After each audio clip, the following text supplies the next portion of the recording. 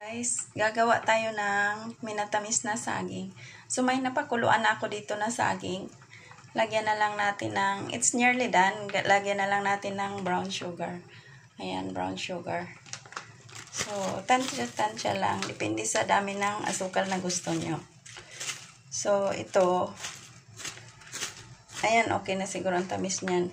Almost 1/4 na yung nabuhos ko. Kasi, masama naman pag sobrang tamis. So, ganyan lang guys. Ilagay mo lang siya dyan. Tapos, paghaluin mo.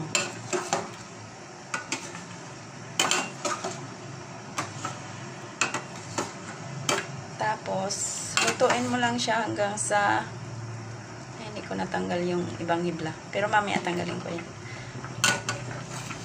Yung hanggang sa maging malapot yung sauce niya. Yun.